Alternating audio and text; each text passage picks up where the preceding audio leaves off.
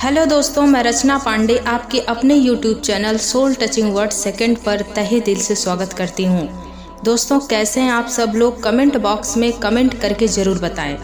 दोस्तों, आज मैं बात करने वाली हूँ कि रिश्तों में ठहराव नहीं होने की सबसे बड़ी वजह क्या है। लोग क्यों साथ में नहीं टिक पा रहे हैं? टिक नहीं पा रहे हैं या टिकना नहीं चाहते हैं? वो निभा नहीं पा रहे हैं या निभाना नहीं चाहते हैं?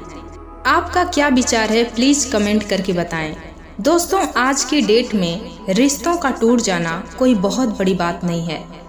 आज के ज़माने में रिश्तों का टूटना मतलब कोई खिलौना टूट जाना। कोई बात नहीं, टूट गया तो दूसरा खरीद लेंगे, ये भावना लोगों के दिलों में घर कर गई है। आजकल लोगों का इमोशन मरता जा रहा है। लोग प्रैक्टिकल ज़्यादा हो रहे हैं।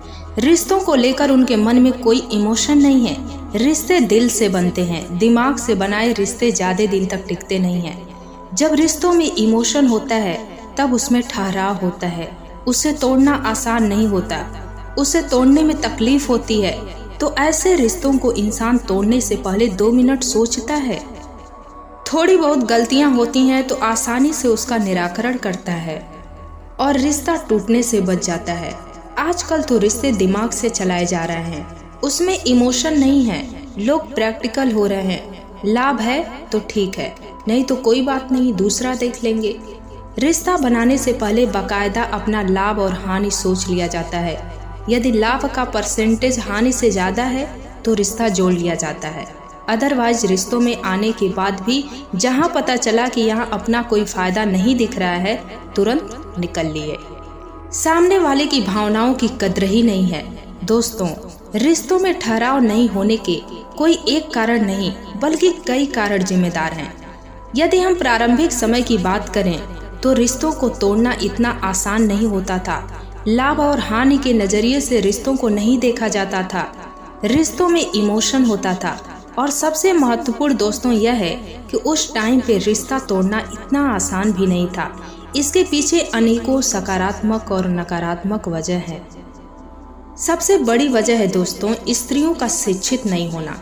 स्त्रियों को शिक्षा नहीं दिया जाता था, जिससे वो खुद का भी पालन पोषण करने में सक्षम नहीं थी। वो पूरी तरह से पति और ससुराल वालों पर डिपेंड होती थी। तो घर में यदि उन पर अत्याचार भी होता था, पति मारे पीटे तो भी सहन करके रहती थी, क्योंकि वो इतनी सक्षम नहीं थी।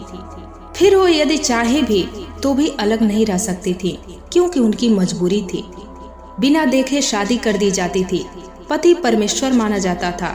जन्म जन्म का उससे रिश्ता हो जाता था। तो भले घूसा मारे, साथ में रहना मजबूरी है, क्योंकि हम इतने सक्षम नहीं थे कि हम कोई एक्शन ले सके। हम ये नहीं कह रहे हैं कि सिर्फ और सिर्फ इसी वजह से रिश्तों में ठहराव था। कुछ लोग प्यार से भी रहते थे और साथ में वो रहना चाहते थे, लेकिन ये एक बहुत बड़ा रीजन है। और अभी के समय में महिलाओं के लिए तमाम कानून बनाए गए हैं। अब वो शिक्षा ग्रहण कर रही हैं। वो इतनी सक्षम है कि अकेले अपने पूरे घर का खर्चा चला सकती हैं। तो अत्याचार सहन करना तो बहुत दूर की बात है, वो एक बात सहन नहीं कर सकती हैं। जरा सा मुंह से कुछ निकला कि तलाक पर आकर खत्म होता है। छोटी छोटी बातों के लिए अच्छे खासे रिश्ते टूट जा रहे हैं। कोई झुकने को, कोई समझौता करने को तैयार ही नहीं है। इज्जत कम हो जाएगी। यदि झुक जाने से बहुत खास रिश्ते को हम टूटने से बचा सकते हैं तो क्या बुराई है? अपनों के साथ क्या अकड़, क्या ईगो दिखाना। दूसरी महत्वपूर्ण बात यह है दोस्तों कि पहले टेक्नोलॉजी का जमाना नहीं था। लोगों के पास समय पास करने के लिए फेसबुक, व्हाट्सएप, इंस्टा नहीं होता था। वे लोग एक दूसरे के साथ बैठते थे, बातें किया करते थे, उससे प्यार बढ़ता था। और अब क्या है, अब सारे लोग अपनी अपनी लाइफ में व्यस्त हैं।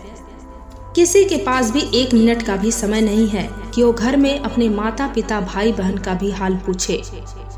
तो जाहिर सी बात है कि रिश्तों में दूरियां बढ़ेगी ही। दोस्तों, रिश्तों में समय देने की जरूरत होती है।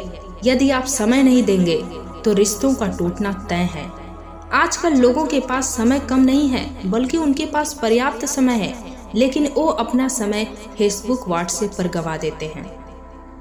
लोगों को बेवकूफ बना रहे हैं। रिश्तों में ईमानदारी नाम की चीज नहीं रह गई है।